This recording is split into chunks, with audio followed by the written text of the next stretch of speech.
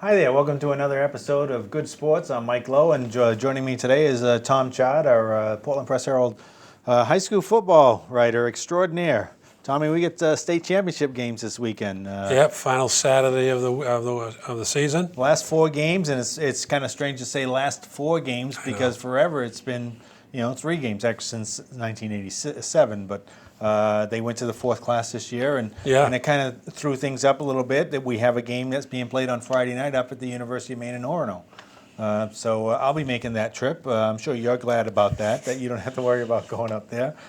Could be a little chilly up in Orono. Well, I'll be in the press box. I've already told Joe Rafferty I'm not going down on the sidelines. I'll see you after the game. But let's talk a little bit about the games. Let's start with the Class B game on Friday night. We got Kennebunk High against Coney High, and it looks to shape like a team that runs the ball really well against a team that really has a great passer. Yeah, two contrasting offenses.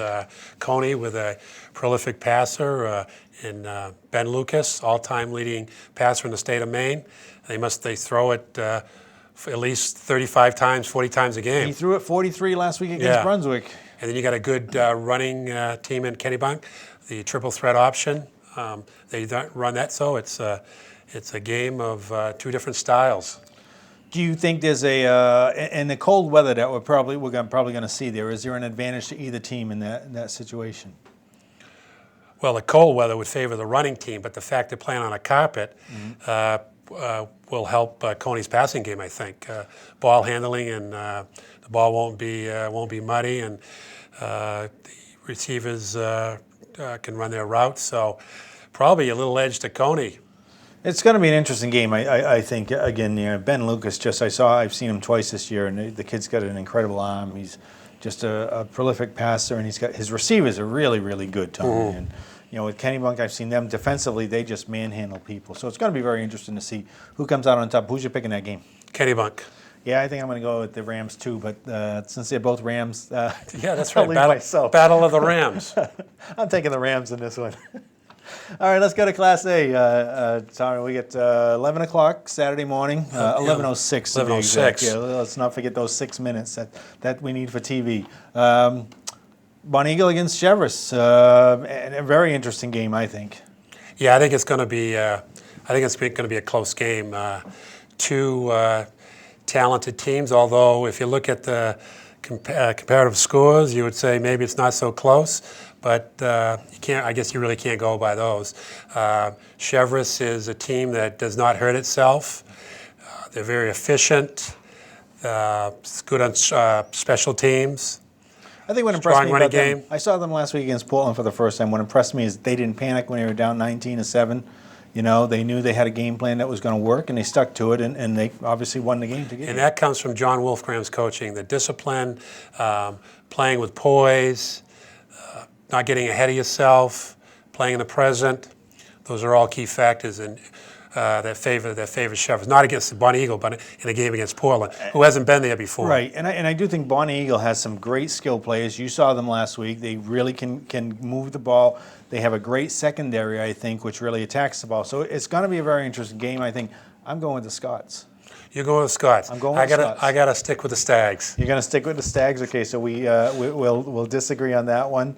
Class C, they have the late game on Saturday night, 6:06 start. Most likely he's going to start closer to 6:30, 6:45 if it follows suit. But we got Levitt against Winslow, two traditional powers in Class C. Yeah, Levitt's, this is their, fourth time in the last 6 years. 6 years. Yeah. Winslow hasn't been there recently, but they have a history of playing for the state championship. Although, as the coach Mike Savitsky pointed out, they haven't had a lot of luck at Fitzpatrick Stadium in recent years. They're 0-3. Right. Both good running teams. Levitt has the edge on the line size-wise. Very balanced team, Levitt. They have 4 guys that have rushed for over 600 yards. That's pretty impressive. And Winslow relies on Dylan Hapworth and Zach Guptill, 2 very good players. So this could be a tight one. It could be a quick game too if they're going to run the ball. Yeah. That's what you want in those Saturday night cold games, man. Exactly. So I'm going to go with the Hornets in this one. I'll agree with you. I think Levitt's will win that one. Okay, Class D. And again, this is the first Class D state championship since 1986.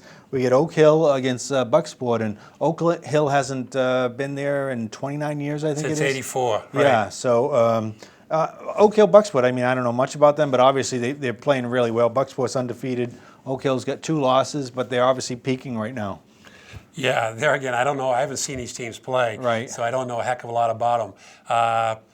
You know, most high school teams in Maine, they run the ball. I mean, that's the tradition, and these are 2 very good running teams. Although Bucksport has a quarterback, they both have good quarterbacks.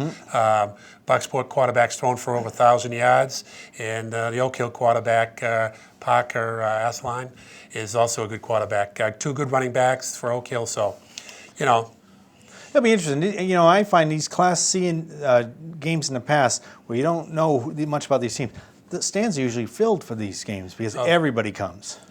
Their communities really support their high school team. That's one of the unique aspects of Maine high school sports. This should be a great weekend, and we're going to wrap it up here. Who you didn't pick the C game? Oh, the C game. Let's see. I will go with, the D game, because we already picked the D game. I'll go with Bucksport. I'll have to agree. I go with Bucksport, too. Okay, I'm going to have to change my pick at some point then. Folks, I hope you all enjoy the games this weekend. That's it for high school football. We'll be back next week to maybe start looking at basketball because that season starts up real soon.